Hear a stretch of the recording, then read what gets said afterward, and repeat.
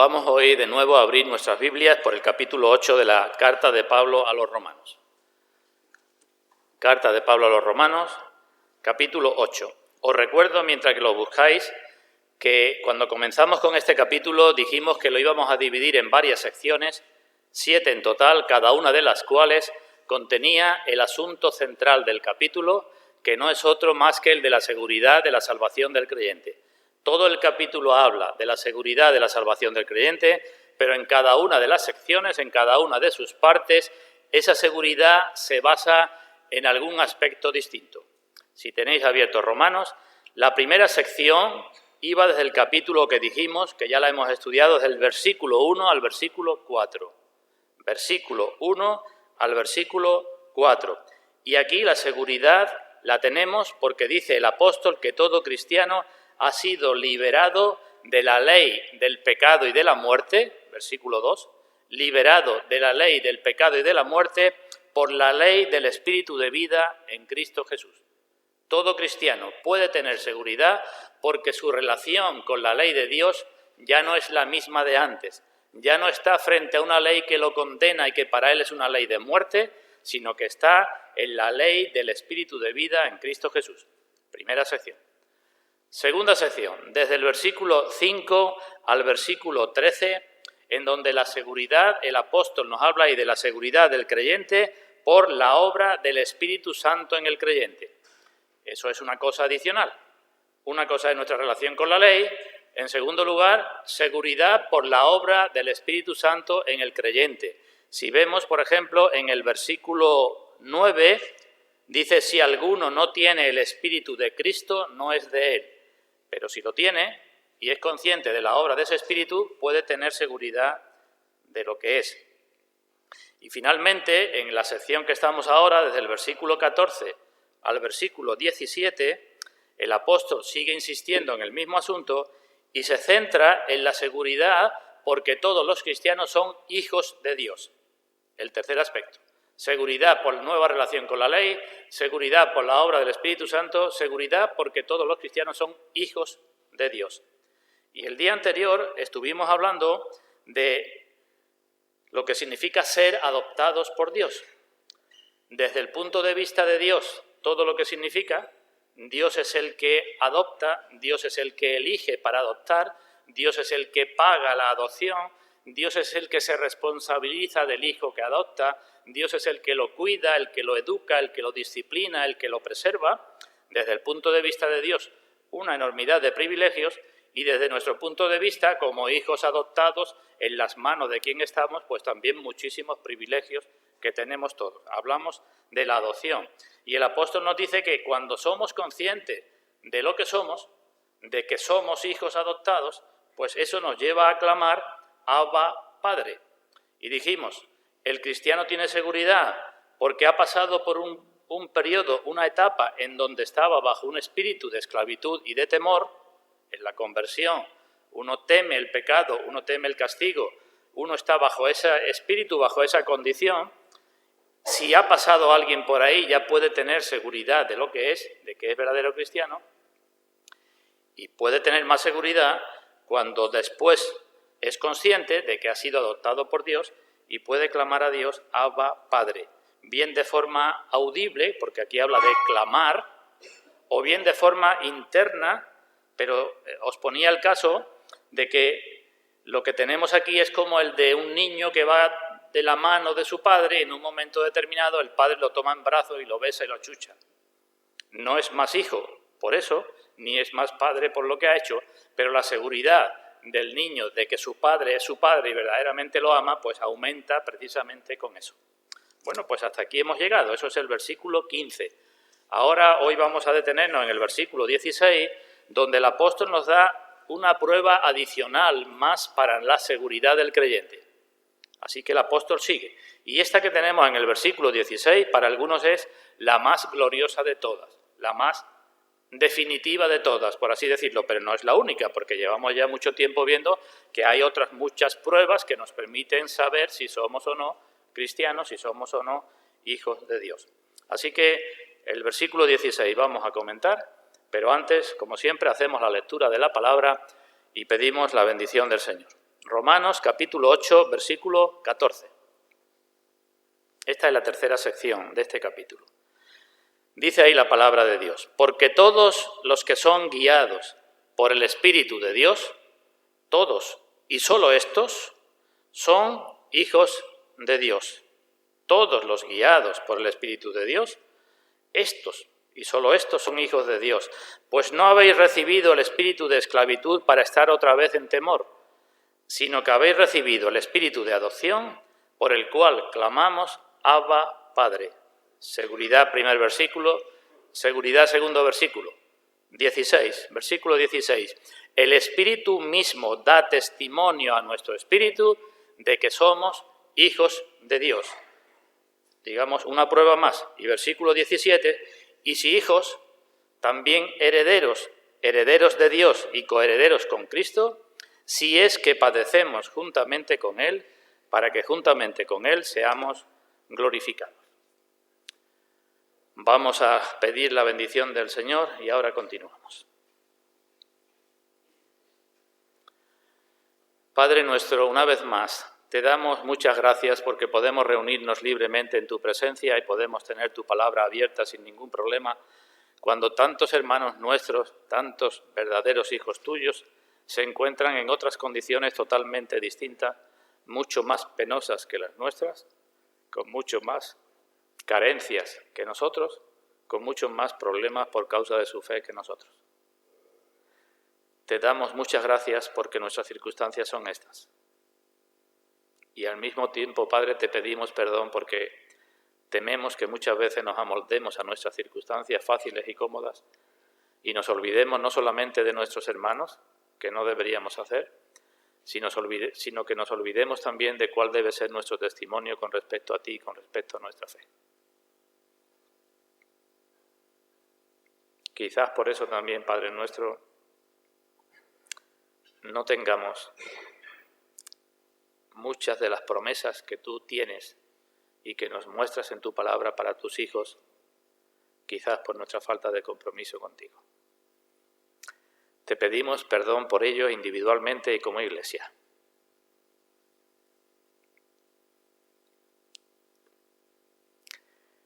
Pero puesto que no queremos seguir así,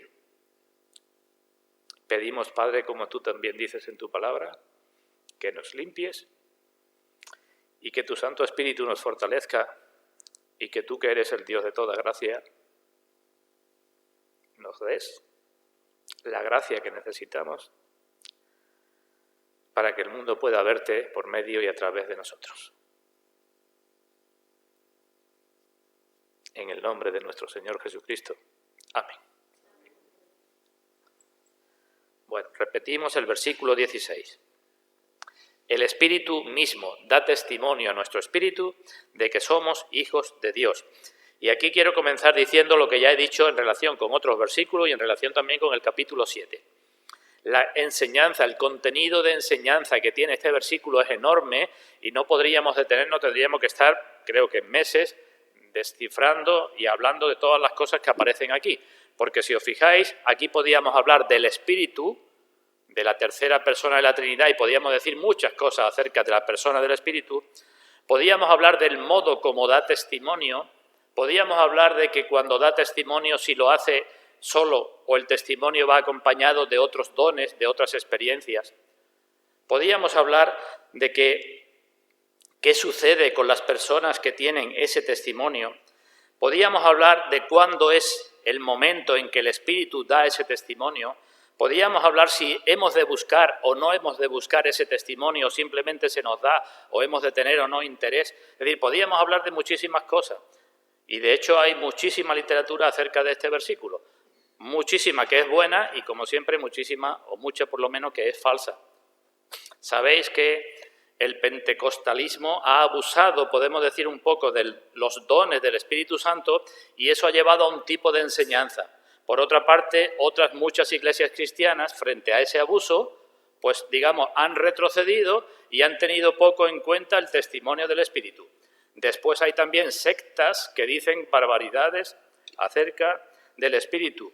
Después también en la historia de la Iglesia cristiana ha habido grandes avivamientos en los cuales se ha manifestado especialmente el Espíritu de Dios, pero también ha habido junto a esas manifestaciones del mismo Satanás.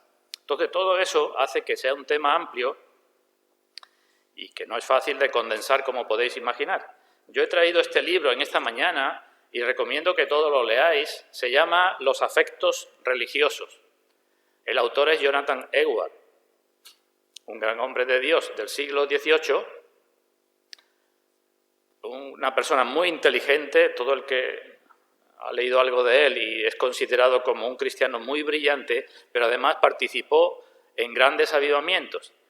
Y dándose cuenta de lo que sucedía allí, pues escribió este libro. Esto no es más que un resumen, el libro es más grande, pero en castellano tenemos el resumen, Los afectos religiosos, donde el hombre intenta describir de alguna forma pues aquellos sentimientos que pueden ser falsos y no tienen nada que ver con Dios ni con el Espíritu Santo, y aquellos otros sentimientos que pueden ser verdaderos. Y esto tiene mucho que ver con el versículo que nos ocupa, porque podemos engañarnos fácilmente a nosotros mismos diciendo yo tengo este testimonio, yo soy hijo de Dios, cuando es mentira. O podemos no tener el testimonio cuando deberíamos tenerlo. Así que, literatura que os recomiendo. Pero quiero decir, a modo de introducción, 3 cosas generales antes de entrar con el detalle del versículo. 3 cosas generales. En primer lugar, versículo 16 estamos. Aquí se está hablando de una experiencia. ¿Que se tiene o no se tiene? De una experiencia que se da o no se da. Y aquí, como decía hace un momento, por ejemplo, los falsos testigos de Jehová aprovechan que aquí se habla de una experiencia para decir que el Espíritu Santo es una influencia. Es decir, como hablas de experiencia, el Espíritu es una influencia. No me voy a detener en ver ni siquiera los múltiples pasajes en la Escritura que refutan esa enseñanza. El Espíritu Santo no es una influencia. Hemos leído o he recordado que en el versículo 9 dice: si es que el Espíritu de Dios mora en vosotros. ¿Sois cristianos? Si el Espíritu de Dios mora en vosotros. Y el que mora en un sitio, el que vive en un sitio, el que habita en un sitio, no es una influencia. No tiene sentido decir si la influencia del Espíritu mora en vosotros. No tiene ningún sentido eso. Así que, aunque se habla de una experiencia, no quiere decir que el Espíritu Santo no sea una persona divina. Lo que sí hemos de tener presente, y os lo digo a todos porque a mí también me pasa a veces, cuando entramos en controversia con personas, lo que hemos de tener presente es que cualquier doctrina de la Escritura no puede sacarse de un solo versículo, ni mucho menos de una parte de un versículo, olvidando el contexto y olvidando el resto de pasajes que hablan del mismo asunto. Si eso lo tuviéramos presente, nos evitaríamos muchos problemas. Y siempre la norma que hay que seguir es ver los pasajes claros para sacar las doctrinas, las enseñanzas, los que son evidentes, para después los pasajes más oscuros explicarlos a la luz de los claros, porque si no diríamos que la Biblia tiene errores y que en una página dice blanco y en otra página dice negro y que tiene contradicciones. Así que como creemos que la Biblia es la palabra de Dios, cuando tengamos que hablar con alguien, es que normalmente las personas cuando quieren discutir hacen esto, se agarran, mira lo que dice este versículo, mira lo que dice este trocito. Y nosotros muchas veces caemos en eso y no somos capaces de decir, muy bien, pero la Biblia es la palabra de Dios, y si en este pasaje está hablando de una enseñanza que no está muy clara, vamos a ver muchos pasajes donde la enseñanza es bastante clara, y así nos evitaríamos problemas. Así que aquí se habla de una experiencia, pero no quiere decir que el Espíritu Santo sea una influencia. En segundo lugar, miremos el versículo que dice, el Espíritu mismo da testimonio a nuestro espíritu. En griego hay una única palabra que se traduce aquí como da testimonio a. Los idiomas son distintos y la palabra griega es una palabra compuesta que al traducirla a nuestro idioma se traduce da testimonio a. Pero también permite traducirse da testimonio junto con o con. Y son dos cosas distintas, porque una cosa es que el Espíritu Santo dé testimonio a nuestro espíritu, eso es lo que hemos tenido en el versículo anterior.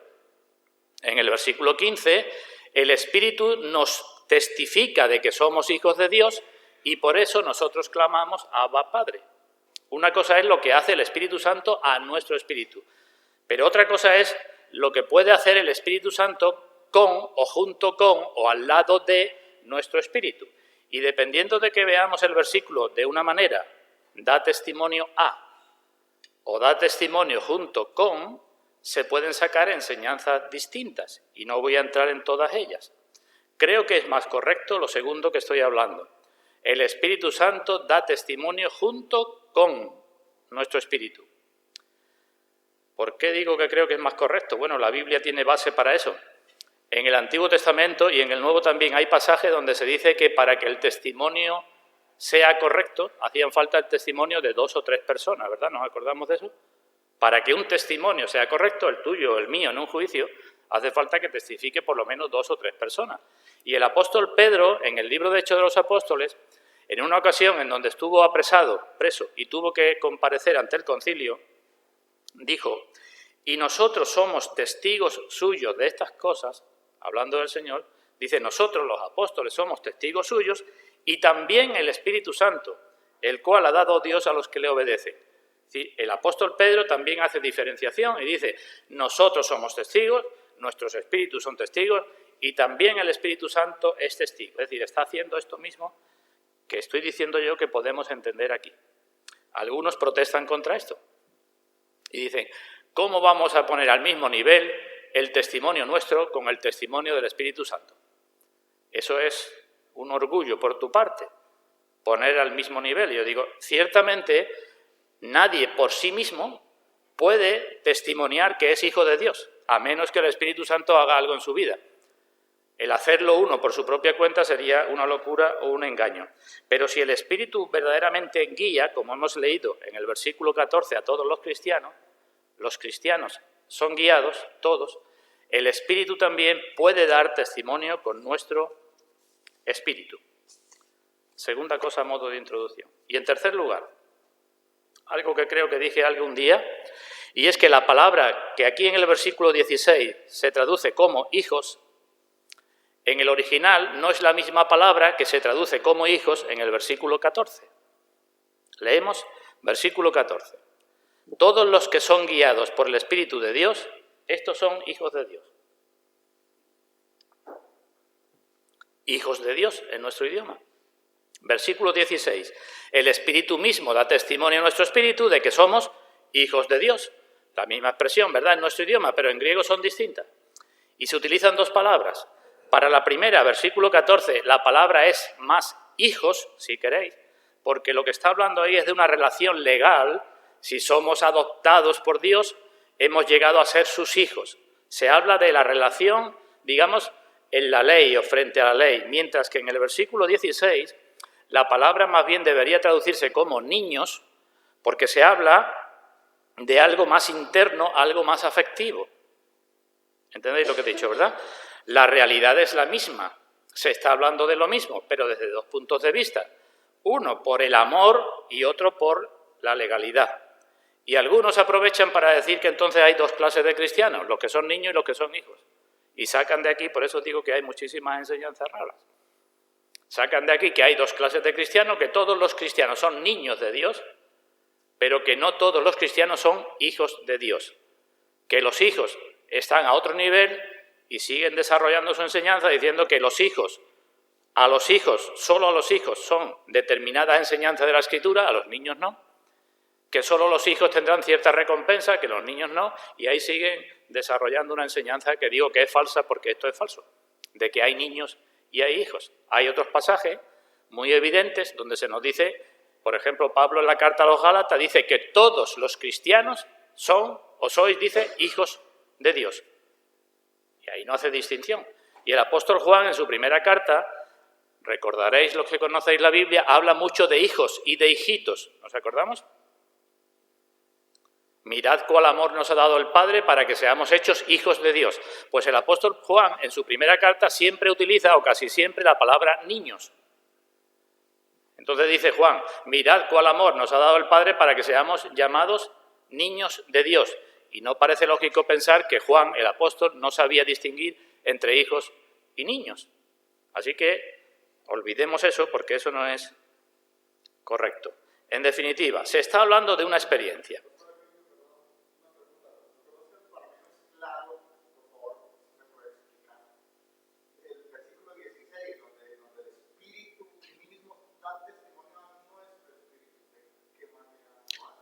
Ahora vamos a hablar de eso. Estoy introduciendo el asunto. Así que digo, en resumen, hemos de tener claro que aquí se habla de una experiencia que pueden tener todos los cristianos. No hay separación de cristianos de una clase y de otra para tener esta experiencia.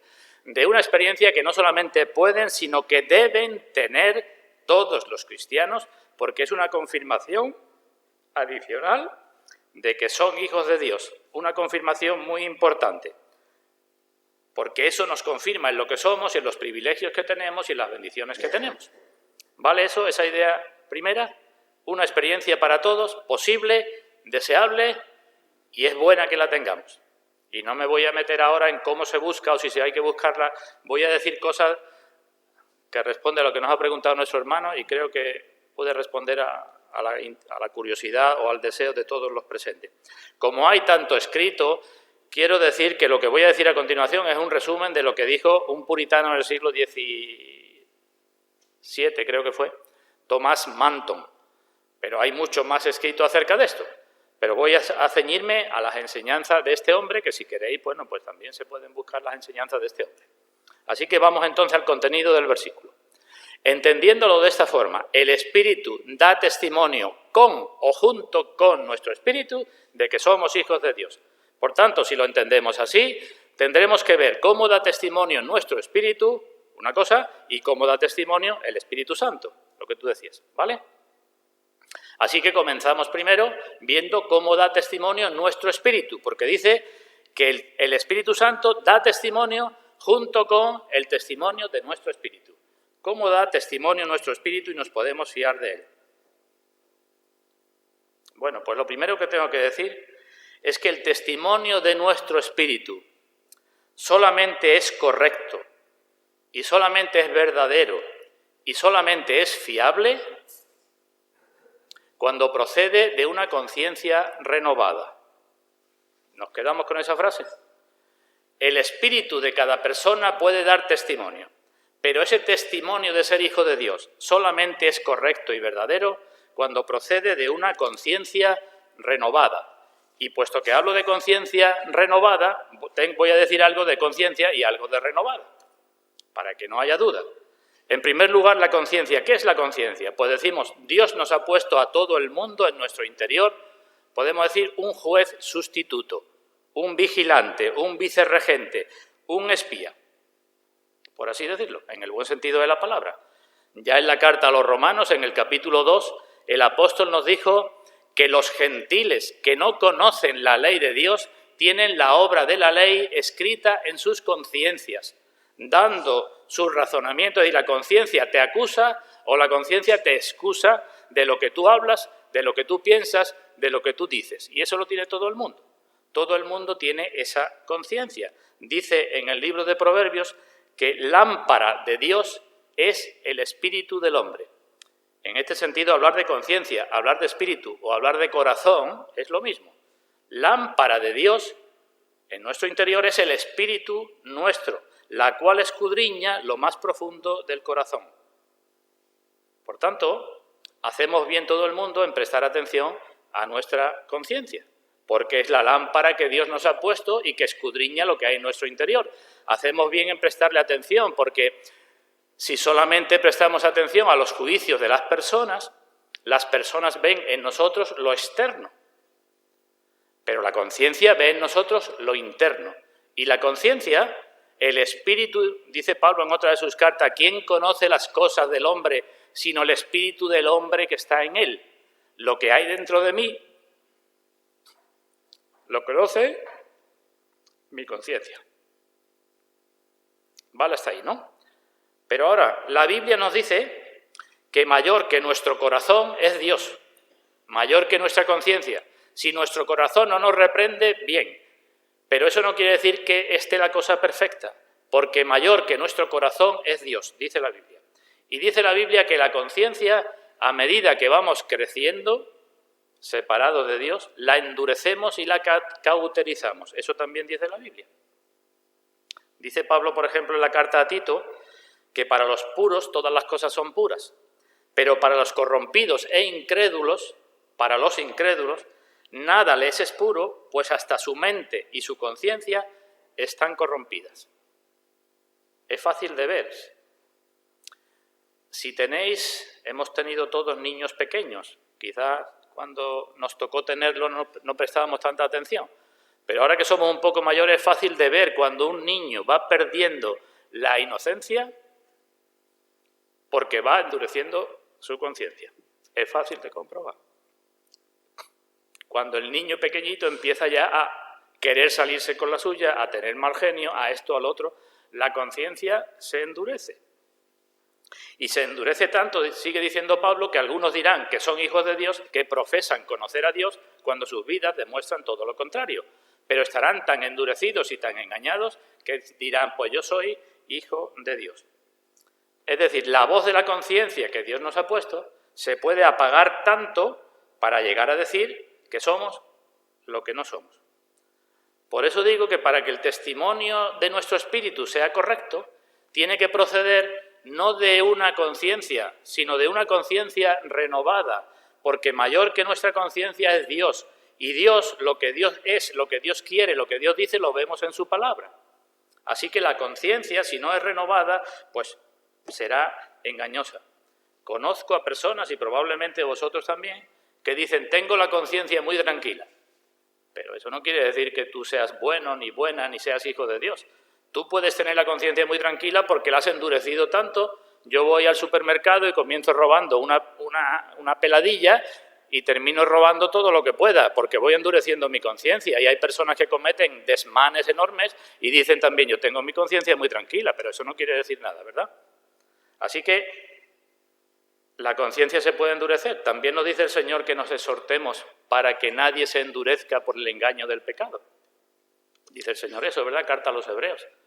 Exhortémonos cada día para que ninguna conciencia, ningún espíritu se endurezca por el engaño del pecado. ¿Y cómo nos exhortamos? Dice, pues a la luz de la palabra. El que no diga a la ley y al testimonio es que aún no conoce a Dios. Así que no es tu conciencia, hermano o hermana o persona la que sea. Es la palabra de Dios. Y aunque tu conciencia te diga, no te diga nada, tú tienes que ver cómo está tu conciencia frente a Dios, frente a lo que Dios dice. Así que es necesaria una conciencia renovada para que el testimonio sea correcto. ¿Y qué es una conciencia renovada? Pues lo digo también de forma breve. Una conciencia renovada es la que conoce el nuevo pacto, con todo lo que eso implica. Los que conocéis la Biblia ya podéis pensar. Una conciencia renovada es la que se ha consagrado al Señor y una conciencia renovada es la que se esfuerza por obedecer a Dios. Si faltan cualquiera de esas tres cosas, la conciencia no es renovada y el testimonio no es fiable. Lo repito. Tiene que conocer el nuevo pacto con lo que eso implica de ti y de Dios. Tienes que decir, haber dicho en un momento en tu vida, yo me consagro para vivir a Dios, y tienes que estar verdaderamente mostrando que te esfuerzas en obedecer a Dios. Eso forma parte de una conciencia renovada. Y entonces se puede decir con el escritor de Hebreos, Hebreos 13, 18 dice, confiamos en que tenemos buena conciencia, deseando conducirnos bien en todo. El escritor dice, confiamos, no solo yo, sino los que están conmigo, en que tenemos buena conciencia. Confiamos en eso. No porque yo me esté engañando, sino porque a la luz de la palabra confío en que tengo buena conciencia y deseo conducirme bien en todo, que es lo mismo que decir, deseo obedecer a Dios en todo. Evidentemente puedo seguir. Una conciencia renovada es aquella que hace que la persona continúe durante toda su vida esforzándose por obedecer a Dios. No solamente en una época, en la conversión o en un año, sino toda la vida. Y dice el apóstol Pablo en el libro de Hechos, procuro tener siempre una conciencia sin ofensa ante Dios y ante los hombres. Eso es una conciencia renovada. Procuro tener siempre una conciencia que no me diga nada ni frente a Dios, es decir, ni frente a la palabra de Dios, ni frente a los hombres. Procuro vivir de tal manera que ningún hermano me pueda decir, hermano, mira lo que dice Dios y mira cómo vives tú, pero que tampoco me lo pueda decir la gente de fuera. Procuro tener siempre una buena conciencia delante de Dios y delante de los hombres. Una buena conciencia, una conciencia renovada, segunda carta a los Corintios, es la que lleva a decir con sinceridad, con el apóstol, nuestra gloria es esta, el testimonio de nuestra conciencia. Eso no lo puede decir todo el mundo. Que con sencillez y sinceridad de Dios, no con sabiduría humana, nos hemos conducido en el mundo y mucho más con vosotros. Dice, esta es mi gloria, el testimonio de mi conciencia, que es lo mismo que decir el testimonio de mi espíritu. Pero después continúa, porque con sencillez y sinceridad de Dios, pone a Dios por delante, con la gracia de Dios, me conduzco en el mundo y mucho más con vosotros. Y solamente así, cuando la conciencia es renovada, es cuando el testimonio de nuestro espíritu, si nos dice que somos hijos de Dios, es un testimonio correcto. Primera cosa, evidentemente tendremos que examinarnos los cristianos, porque el corazón, ¿cómo es? Engañoso y perverso. Tendremos que examinarnos porque es fácil de que en las iglesias se encuentren personas que se engañen con respecto a este asunto. Dice el Señor que los malos hombres y los engañadores irán de mal en peor engañando y engañándose a sí mismos. Luego tendremos que examinar nuestras vidas porque puede llegar el momento en donde, como veíamos antes, personas que se crean que son hijos de Dios estén persiguiendo a los verdaderos hijos de Dios. Y no solamente persiguiendo, dice el Señor Jesucristo, llegará el día en que algunos os maten pensando que rinden servicio a Dios. Fijémonos hasta dónde puede llegar el endurecimiento de la conciencia o el falso testimonio del Espíritu. Una persona persiguiendo y matando a un verdadero hijo de Dios, diciéndose a sí misma que el hijo o la hija de Dios es ella. Hasta eso se puede llegar. Por tanto, no es válido el testimonio de cualquier conciencia. Digo una última cosa acerca de este asunto. Porque a todos nos interesa tener esta seguridad de nuestro testimonio. Creo que todos queremos, ¿no? O querremos estar seguros de que lo que nos dice nuestra conciencia y nuestro espíritu es correcto. Pues puedo decir que hay cosas que preceden a una conciencia renovada, cosas que acompañan a una conciencia renovada y cosas que siguen a una conciencia renovada. Y tengo que decirlo también en forma muy breve. Quiero saber si mi testimonio es correcto, que es lo mismo que decir, quiero saber si tengo una conciencia renovada. ¿Qué debe de ir antes? ¿Qué precede? Precede por lo menos tres cosas. La convicción de nuestra corrupción interna, la fe en el Señor Jesucristo y la consagración a Dios. Si falta cualquiera de estas tres cosas, no puedo tener una conciencia renovada. Si no soy consciente de mi corrupción, de mi pecado, y en fin, ahí podríamos hablar mucho. Si no tengo verdadera fe en el Señor Jesucristo y si no me consagro a Dios, todavía no he empezado. Eso le precede a una conciencia renovada. ¿Qué la acompaña? ¿Qué va con la conciencia renovada? Pues va una humildad creciente, un temor de uno mismo, de mi propia condición, y un amor a los que forman parte del pueblo de Dios. Si eso no va contigo, todavía no tienes una conciencia renovada. Lo repito, una humildad creciente. En este libro se habla mucho de la humildad. Ya me gustaría leeros de la humildad y del orgullo y de la forma de que nos engañamos con nuestro orgullo y de que cómo podemos decir que humilde soy cuando en realidad me estoy enorgulleciendo de mi humildad. En fin. Así que una humildad creciente, un temor de uno mismo, cada vez me fío menos de mí mismo y de mi prudencia, porque ya cada vez me conozco más y sé hasta dónde podría llegar si Dios me dejara, y un amor hacia los que forman parte del pueblo de Dios, donde hay orgullo, donde hay confianza en uno mismo, porque yo puedo, y donde no se tienen en cuenta a los hermanos, difícilmente hay una conciencia renovada. Así que hay cosas que van delante, hay cosas que la acompañan y hay cosas que le siguen, que siguen a una conciencia renovada. Y puedo decir, un celo cada vez mayor por servir a Dios, una victoria creciente por el pecado y un deseo cada vez más por las cosas de arriba. Un celo por servir a Dios, una victoria creciente sobre el pecado y un anhelo por las cosas de arriba. Por el contrario, si me despreocupo de mis deberes como cristiano, si soy cada vez igual o más derrotado frente al pecado, y si prácticamente las cosas de arriba no existen para mí, yo puedo dudar de tener una conciencia renovada, probablemente no la tenga.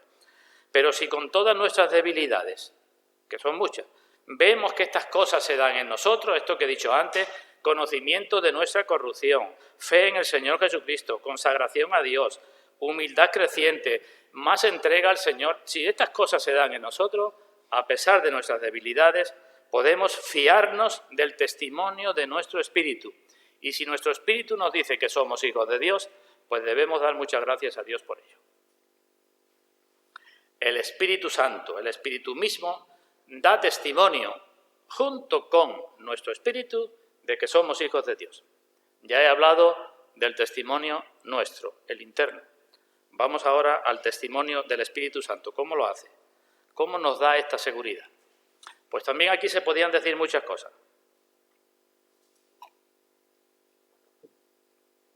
Pero os digo algunas también en forma telegráfica, también de forma muy concisa. En primer lugar, el Espíritu Santo nos da testimonio, junto a nuestro Espíritu nos da testimonio, poniéndonos delante de nosotros muchos pasajes de la Escritura que nos permiten saber si somos o no somos hijos de Dios. Esa es una forma de testificar el Espíritu Santo. Evidentemente, ¿esto qué implica? Pues que tenemos que tener una actitud correcta ante la palabra de Dios y un deseo de conocer la palabra de Dios. Pero si lo tenemos, repito, el Espíritu Santo pondrá ante nosotros, eso lo hace Él, muchos pasajes en donde nos hará ver con claridad que somos o no somos hijos de Dios. Podía deciros mucho, pero en la primera carta de Juan tenemos algunos. Dice Juan, en esto se manifiestan los hijos de Dios y los hijos del diablo. Todo aquel que no hace justicia y no ama a su hermano no es de Dios.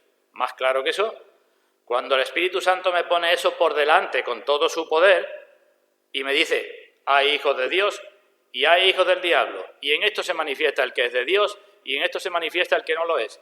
Y lo que dice Juan en este pasaje es simplemente que el que ama o no ama a su hermano. Pues el Espíritu Santo nos pone pasajes así que sirven para confirmar lo que somos. Eso es parte de su testimonio. La Biblia deja muy claro quiénes van al cielo y quiénes van al infierno. Mateo capítulo 25, cuando el Señor, el juicio de las naciones, venid benditos de mi Padre, porque tuve hambre y me disteis de comer, y tuve sed y me disteis de beber, y aquellos extrañados preguntarán, ¿y cuándo te dimos de beber? ¿Y cuándo te vimos en la cárcel y te visitamos? ¿Y cuándo te vimos desnudo y te vestimos? Y el Señor dice, cuando lo hicisteis a uno de mis hermanos más pequeños. Pues cuando tú te enfrentas con eso, el Espíritu Santo te enfrenta con eso, pues no tienes mucha alternativa. Es decir, el Espíritu Santo te confirma si eres o no eres por esos pasajes que pone delante de nosotros. El Espíritu habla por medio de la palabra, ¿no? Dice la carta a los Hebreos, si oyereis hoy su voz, ¿la voz de quién? Del Espíritu. No endurezcáis vuestros corazones. Así que el Espíritu, en primer lugar, confirma, da testimonio con la propia Escritura que Él inspiró. En segundo lugar, el Espíritu produce, obra en el cristiano evidencias de lo que son, evidencias de que son hijos de Dios, evidencia de que están bajo el favor de Dios. Es decir, el Espíritu, si se tiene, hace algo en la vida del que lo tiene, que son evidencias de lo que uno es. Dice Juan en su primera carta, el que guarda sus mandamientos permanece en Dios y Dios en él. Eso es una evidencia. ¿Por qué una persona guarda los mandamientos? Porque tiene al Espíritu. Porque ha sido hecho hijo de Dios. Porque si no, ni los guardaría ni le importaría guardarlo. Pues el que guarda los mandamientos permanece en Dios y Dios en él. Eso es una evidencia que puede servirte para que tú digas soy o no soy hijo de Dice en otro lugar, si nos amamos unos a otros, Dios permanece en nosotros. Dios, el Espíritu Santo, muestra que permanece en nosotros porque el cristiano se ama mutuamente, se aman unos a otros. Así que, en segundo lugar, por evidencias. En primer lugar, por la palabra. Segundo lugar, por evidencias. En tercer lugar, de igual modo, el Espíritu nos ayuda a discernir esa obra suya en nuestras almas de forma más clara. Nos ayuda a discernir su obra de forma más clara. Nosotros tenemos nuestra parte, pero el Espíritu tiene la suya. Lo que quiero decir aquí lo puedo explicar con un ejemplo. Digo que el Espíritu, con la palabra, el Espíritu con nuestras evidencias, y el Espíritu además nos ayuda a que discernamos mejor, a que comprobemos mejor esa obra suya. Nos acordamos de Agar, aquella esclava o sierva de Abraham, cuando se fue con el hijo, casi estuvieron a punto de morir de sed, tanto ella como el hijo, ¿verdad? ¿Nos acordamos de la historia? ¿Dónde estaba la fuente? Pues al lado. ¿Y por qué no la veía? Pues hasta que Dios no le dijo, mira, ahí está la fuente, no la veía. Pues esto es lo que me hago referencia. El Espíritu Santo obra en nuestras vidas de manera que hace que veamos con mayor claridad su obra en nuestras vidas. ¿Qué le pasó a María cuando el Señor resucitó? ¿Dónde estaba el Señor resucitado? Al lado de María. ¿Y María, qué pasaba con ella? Pues que no sabía que era el Señor resucitado. ¿Hasta cuándo? Hasta que el Señor le dijo, María. Pues a esto es lo que me refiero. El Espíritu Santo da testimonio haciéndonos ver con mayor claridad su obra en nosotros. En cuarto lugar, el Espíritu Santo da testimonio porque nos ayuda a juzgar con sinceridad, repito, a juzgar con sinceridad lo que verdaderamente somos. Si sinceramente amamos o no amamos a Dios, si sinceramente queremos o no queremos obedecer su palabra. ¿Por qué digo que nos ayuda así, da testimonio? Porque todos obedecemos en parte, todos tenemos corrupciones, todos tenemos caídas y todos podemos tener dudas.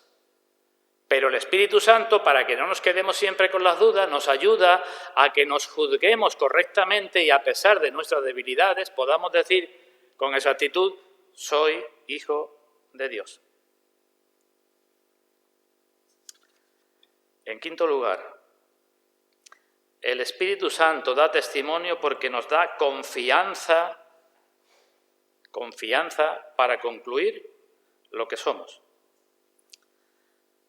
Hay personas que teniendo pruebas de lo que son, no tienen la confianza.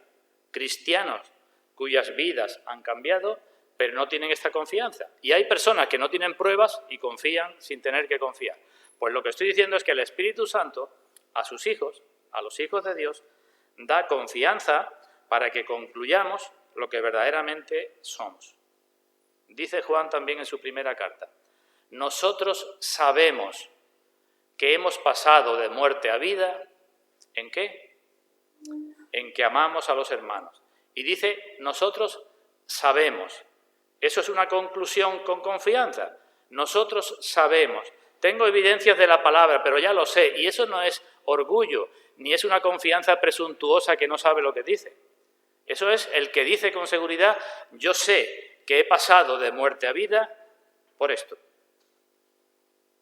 En sexto lugar, evidentemente, el Espíritu Santo da testimonio porque produce en el cristiano el gozo, la paz y las demás cosas que forman parte de su fruto. Dice en la carta a los Romanos que el cristiano debe tener gozo y paz en el creer. El cristiano no escucha una voz del cielo que dice, este es mi hijo. Eso se escuchó con el Señor Jesucristo, ¿verdad? En un par de ocasiones. Dijo el Padre desde el cielo, este es mi hijo amado.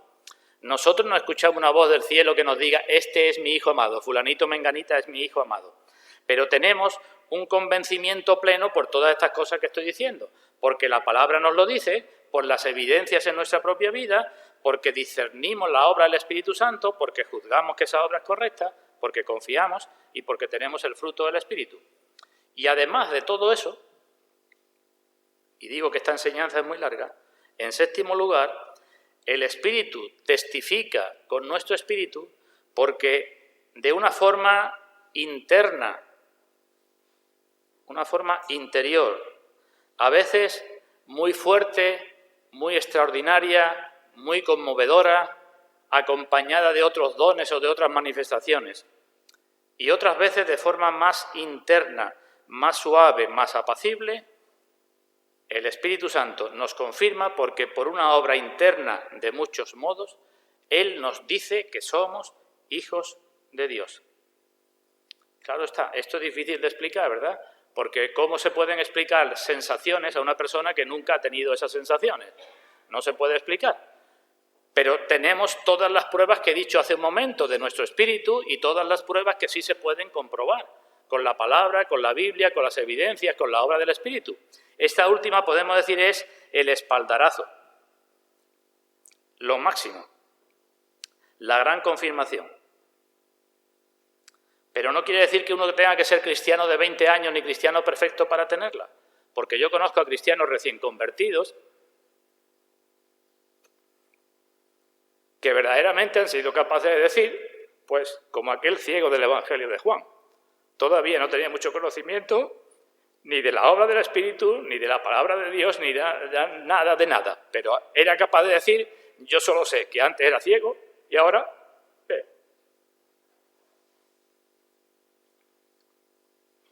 Así que lo que está hablando aquí el apóstol es de una confirmación que todo cristiano debía tener, de una experiencia que todo cristiano puede tener y debe tener, que confirma el amor de Dios hacia nosotros. Y no quiero entrar en otras cosas, puesto que como el Espíritu Santo es soberano, el Espíritu Santo hace esto como quiere y cuando quiere, y no puede esto ni predecirse, ni controlarse, ni forzarse, ni vamos a escuchar una voz audible, como dice alguno, entre paréntesis digo, cuidado con aquellos que están siempre diciendo el Espíritu Santo me dijo tal cosa.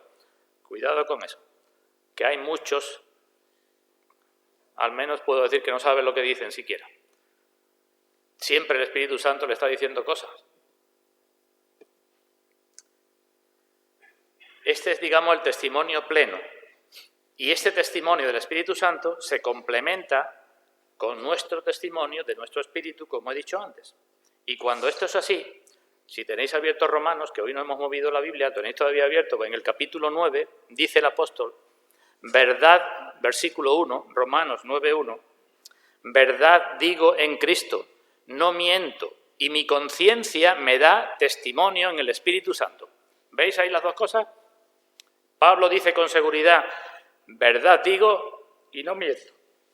Y mi conciencia, mi espíritu, mi conciencia renovada me da testimonio en el Espíritu Santo. No cualquier testimonio, sino el testimonio que va acompañado con el testimonio del Espíritu Santo. Eso es lo que podíamos o debíamos decir todos los cristianos. Y eso es lo que nos lleva a clamar Abba Padre, y eso es lo que nos lleva a vivir en santidad, y es lo que nos lleva a orar de una forma determinada y nos lleva a vivir de otra manera. Pero no quiero decir que como no tenga esta experiencia no puede ser un buen cristiano, porque entonces estaría diciendo aquello que distinguen entre niños e hijos. No quiero decir, el que no tenga la experiencia todavía es un niño, y el que tiene la experiencia ya es un hijo. No, no quiero decir eso. Acabo de decir que el Espíritu es soberano y lo hace cuando quiere y como quiere. Ahora bien, hay muchas cosas en la Biblia que se prometen condicionalmente. Y nadie que no viva consagrado a Dios, que no siga esforzándose en la obediencia, que no se comprometa con sus deberes cristianos, que puede esperar una persona que viva así, nadie puede esperar tener este testimonio del Espíritu Santo. Lo puede hacer el Espíritu si quiere, que para eso es Dios. Pero es difícil de que la persona tenga este testimonio. Mirad cómo oraba en una ocasión el profeta Isaías. Acompañadme, Isaías capítulo 63. Isaías 63, versículo 15.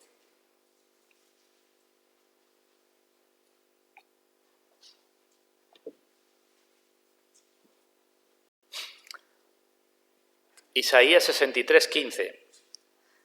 Aquí tenemos una forma de orar que solo es posible y correcta en los verdaderos hijos de Dios.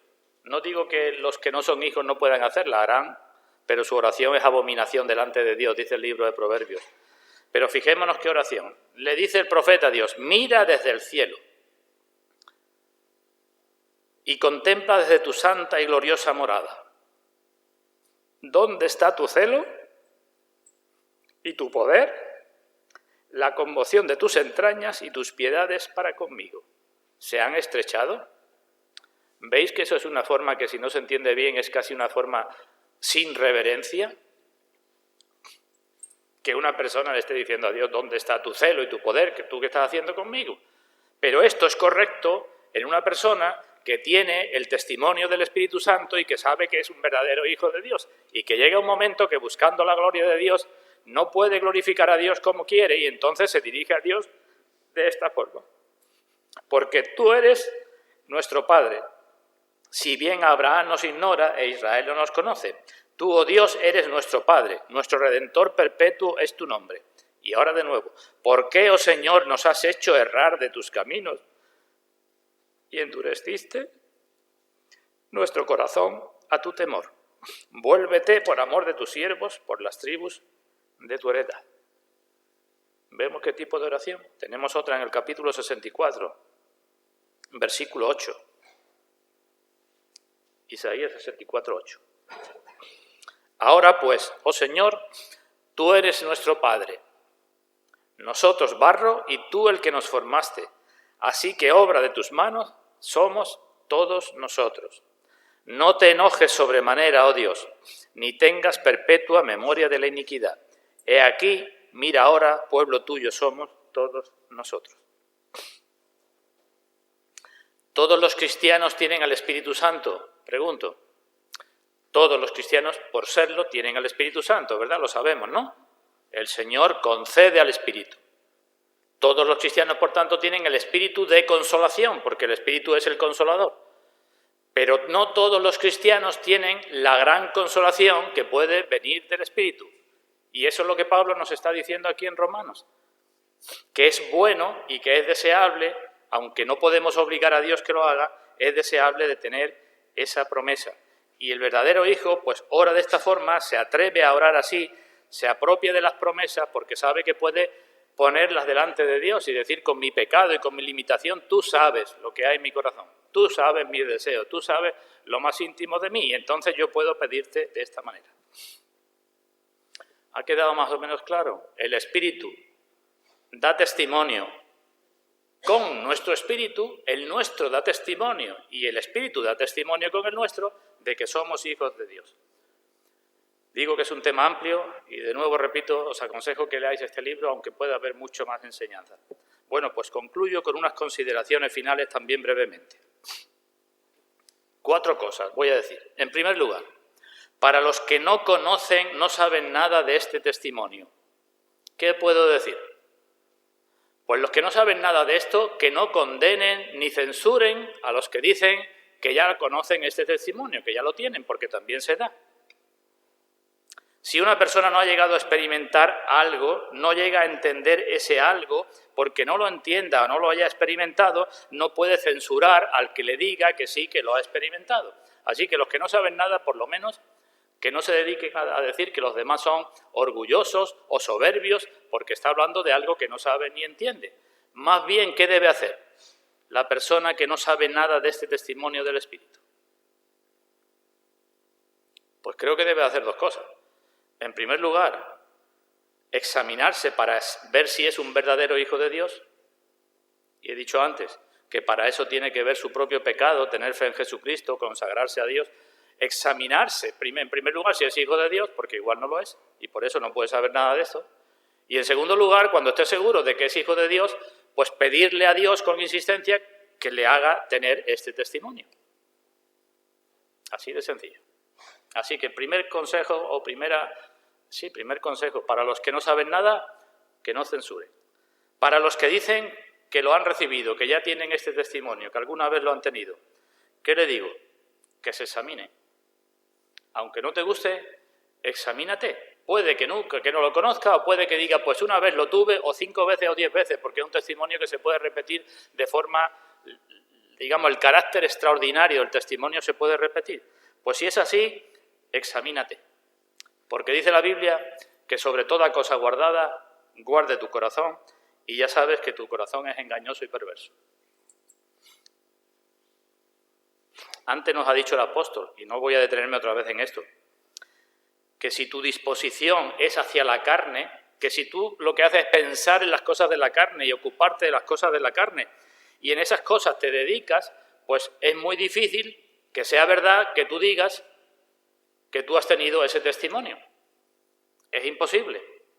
Primero, convéncete de que eres un hijo de Dios, de que andas como Dios quiere, porque donde se encuentra el testimonio del Espíritu, se encuentra también el fruto del Espíritu. Lo repito. Para el que no sabe nada, que no censure. Y para el que dice que ya lo conoce, que examine su vida a ver si con el testimonio del Espíritu tiene también el fruto del Espíritu. Porque si falta lo segundo, el primero tampoco se tiene. En tercer lugar, para los que sin conocerlo anhelan tenerlo. Quizás alguno de los presentes. Yo quisiera tener eso, pero no lo tengo. Pues no te desanimes. Ese es el consejo que te doy. No te desanimes, sino continúa, porque aunque esto es deseable, no es imprescindible. Es bueno de que todo cristiano lo experimente, pero no es imprescindible para ser cristiano. Y mientras tanto, pues fíjate en todas las demás evidencias que he estado diciendo antes. Fíjate en si tu conciencia es renovada, fíjate en lo que crees, fíjate en lo que te dice la palabra, fíjate en todas esas cosas. Aunque te falte, digamos, lo último, no te desanimes, porque el Señor te lo puede dar. Y en cuarto lugar, para los que están seguros de que lo tienen y lo han tenido, pues el consejo que doy es que lo valoren, que lo estimen, que no es poca cosa de la que se está hablando, y que lo aproveche con toda diligencia y que procure no contristar al Espíritu Santo que un día le dio ese verdadero testimonio, que mire más hacia adelante y más hacia las cosas de arriba. ¿Vale? Cuanto más testimonio interno se tenga, más evidencias externas se tendrá y que podrá ver todo el mundo. No querramos o no podemos querer tener mucho del testimonio interno y tener muy pocas evidencias externas. Termino con unas palabras de Spurgeon.